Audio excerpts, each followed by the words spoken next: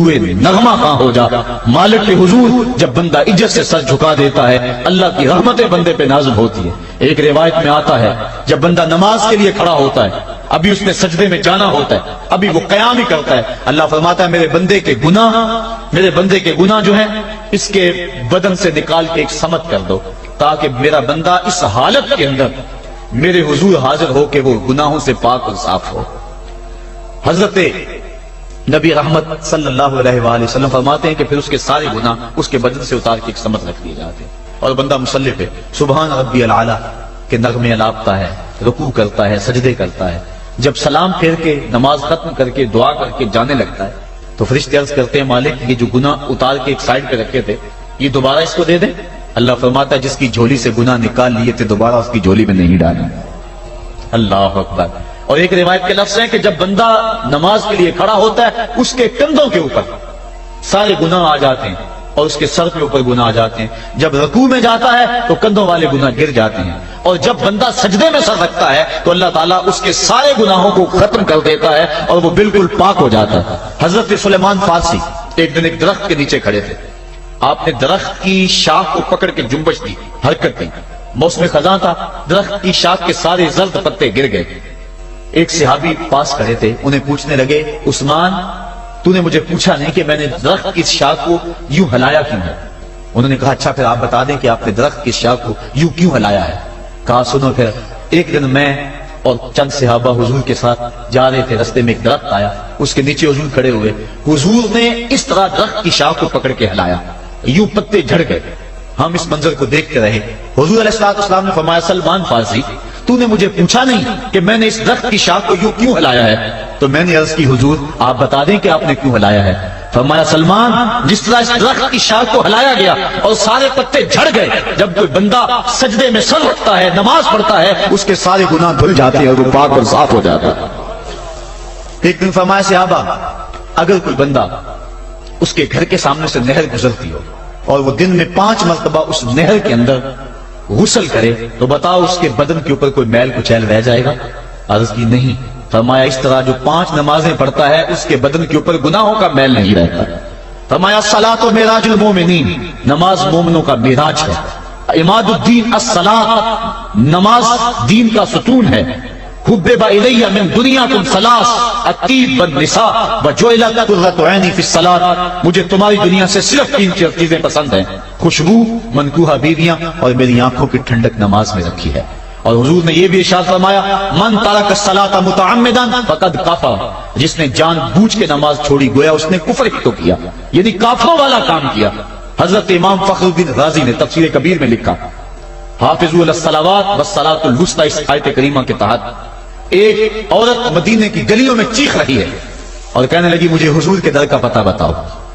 حضور کی چوکھٹ کا پتہ بتلایا گیا، وہ حاضر ہوئی، آقا کریم صلی اللہ علیہ وسلم کی خدمت میں عرض کی حضور میرا خامد سفر پہ گیا ہوا تھا اور میں نے اس کی عدم موجودگی کے اندر زنا کر لیا، حمل ٹھہر گیا، اور جو بچہ پیدا ہوا میں نے مارے شرم کے اس بچے کو سرکے کے مرتبان میں ڈال دیا، اور پھر اسی سرکے سے میں لوگوں کو فروخت کرتی رہی ہوں۔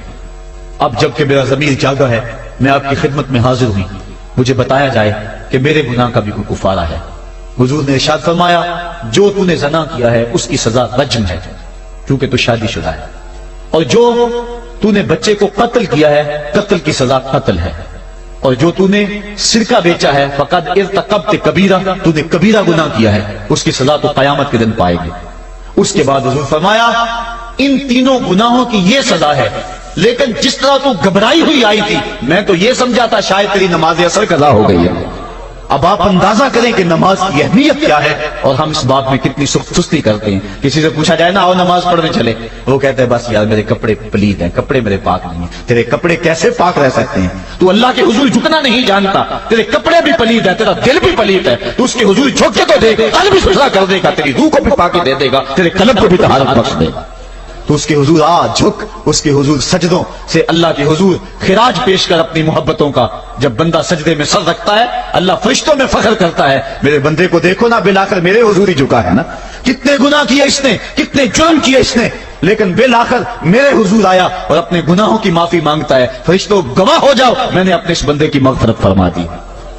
تو اللہ کے حضور نماز پڑھنے والا، بلکہ ایک روایت مسند امام احمد بن حنبل میں موجود ہے، حضور فرمایا جب بندہ نماز کے ارادے کے لیے اٹھتا ہے اور وضو کرنے کے لیے جب پانی کا پہلا قطرہ چلو پہ لیتا ہے، جو ہی اس کے بدن سے وضو کا پانی چھوتا ہے اللہ اس کے گناہوں کو معاف فرما دیتا ہے۔ جس نماز کے قصد کے لیے اٹھیں اور وضو کریں اور پانی چھوتے ہی گناہ معاف ہو جائیں، اگر اس نماز کا اعلیٰ درجہ سجدہ کر دیا جائے تو پھر مالک کی کتنی رحمت نازل ہوگی۔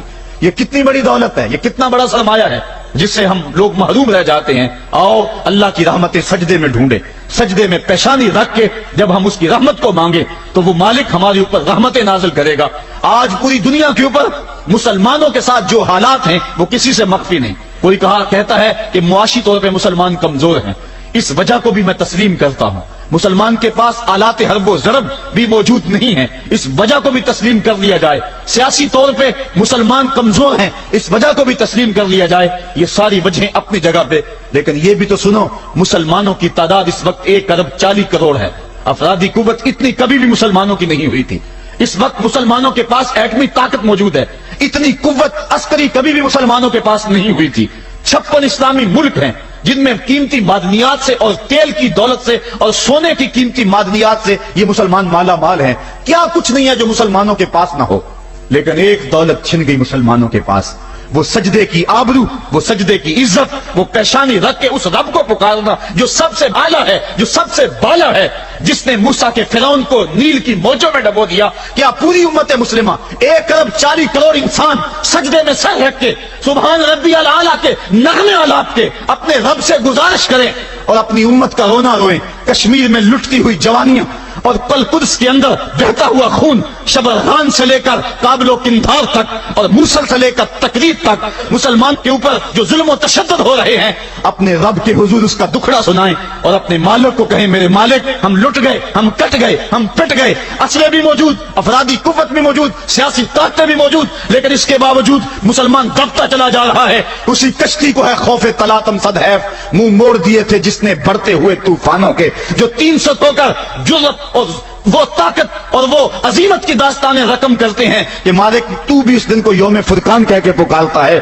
آج وہ امت بیچ منج ڈال کے اس امت کی کشتی ہچکولے کھا رہی ہے۔ ہماری فریاد، ہمارا استغاثہ تیرے سے ہے میرے مالک، ہمارا کھویا ہوا وقار بحال کر دے اور اس امت کو اس مرتبہ کمال تک پہنچا دے جس مرتبہ کمال تک یہ امت پہلے پہنچی تھی، اور ان کا کھویا ہوا وقار بحال کر دیا جائے۔ آج بھی ہم اگر سجدوں سے اپنے رب کو منا لیں اور وہ روٹھا ہوا رب آج بھی ہماری مدد کے لیے آ جائے تو پھر کوئی قوت، کوئی طاقت ہمیں نہیں لٹار سکتی۔ آئیے ہم سجدے سے اپنے مالک، اپنے خالق اور اپنے رازق کے حضور اپنی محبتوں اور اپنی الفتوں کا خراج پیش کریں۔ نماز ایک ایسی عبادت ہے جس کا حکم قرآن میں 750 مرتبہ کے قریب دیا گیا۔ اور ایک آخری بات عرض کر کے اپنے موضوع کو سمیٹنا چاہوں گا۔ میرے اور آپ کے آقا مولا حضور نبی رحمت صلی اللہ علیہ وسلم پر جب وقت آخر آیا تو آخری وصیتیں جو حضور نے اپنی زندگی میں کی وہ کیا تھی؟